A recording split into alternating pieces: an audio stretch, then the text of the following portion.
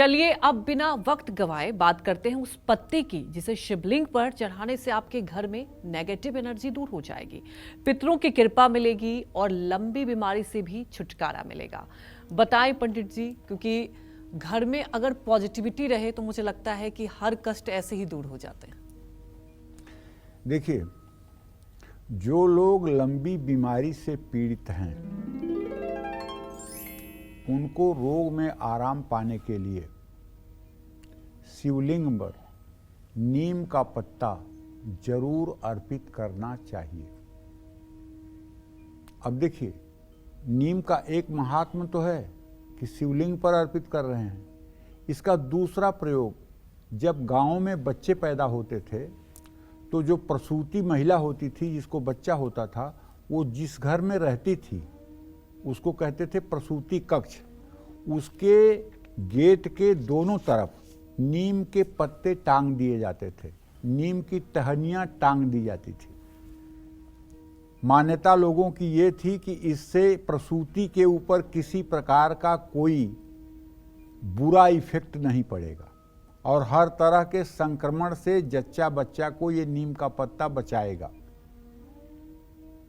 और यदि शास्त्र सम्मत आप अपने माता पिता की अंत्येष्टि क्रिया करते हैं तो जो मलिन खोट सी होती है जिसमें 16 पिंडे होते हैं, उसमें जब आप नहा करके अपने पितर को 13 दिन के अंदर जो जल देते हैं, तर्पण करते हैं, उसमें भी नीम का पत्ता दांत से काट करके उसे फेंकना पड़ता है।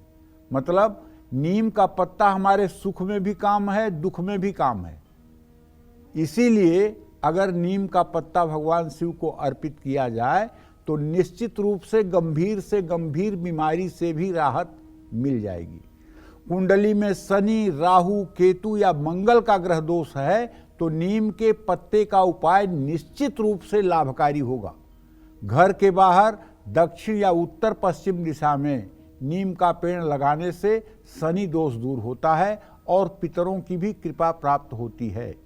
जो महिलाएं नीम के पेड़ के नीचे चुप्पे से, कोई ना देखे, एक चांदी का चौकोर पत्रा खोद करके नीम की जड़ में डाल देती हैं और रोज वहां पर ले जाकर के जल देती हैं, ऐसी महिलाओं के पुत्र को कभी रोग और बीमारी नहीं होती है, क्योंकि नीम में शीतला माता का भी वास माना गया है।